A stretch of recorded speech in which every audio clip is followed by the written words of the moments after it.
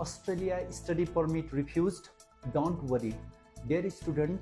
यदि हजुरहरूको recently Australia study permit application refusal भएको छ र हजुरहरू अझै पनि अब्रोड स्टडीको लागि प्लान गरिराख्नु भएको छ भने यो भिडियो हजुरहरूको लागि बनाएका छौँ। We are sorry that your study permit for Australia have been refused, but there is always way out. जहिले पनि त्यहाँ एउटा ढोका बन्द भएपछि अर्को ढोका खुला हुन्छ। यानि कि यदि हजुरहरूको एब्रोड स्टडी प्लान छ भने अस्ट्रेलिया रिफ्युजलले क्यानाडा पनि मजाले एप्लाई गर्न मिल्छ, युके पनि मजाले एप्लाई गर्न मिल्छ।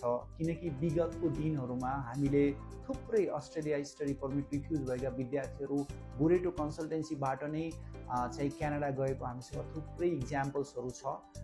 हुन त अस्ट्रेलियाको कतिपय केसमा अस्ट्रेलियाको भन्दा क्यानाडाको थोरै पिटी स्कोर र अन्य रिक्वायरमेन्ट फरक हुनसक्छ, तर हजुरहरूले जुन डकुमेन्ट्स अस्ट्रेलियाको लागि बनाउनु भएको छ, फाइनेन्सियल एरेन्जमेन्ट गर्नुभएको छ, त्यही डकुमेन्ट्सहरू प्रयोग गरेर क्यानाडा एप्लाई गर्दा भिजा चान्स हाई पनि हुन्छ।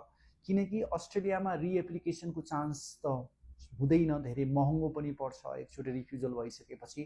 तर क्यानाडाको हकमा, युएसको हकमा हजुरले चाहिँ as many as time application दिएर हजुरले स्टडी पर्मिट चाहिँ एप्लाई गर्न सक्नुहुन्छ।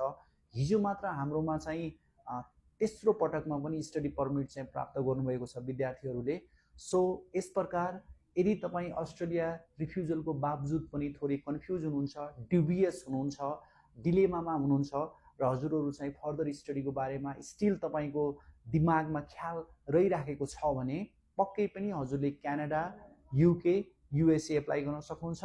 त्यसको लागि गोरेटो कन्सल्टेन्सीको विभिन्न ब्रान्चहरूमा चाहिँ तपाईँ फिजिकल्ली पनि उपस्थित हुन सक्नुभयो। यसको साथसाथै हामीले माथि दिएको नम्बरहरूमा सिनियर काउन्सिलरलाई कन्ट्याक्ट गरेर पनि जोडिन सक्नुहुन्छ र अनलाइन एप्लिकेसन अगाडि बढाउन सक्नुहुन्छ। Thank you very much.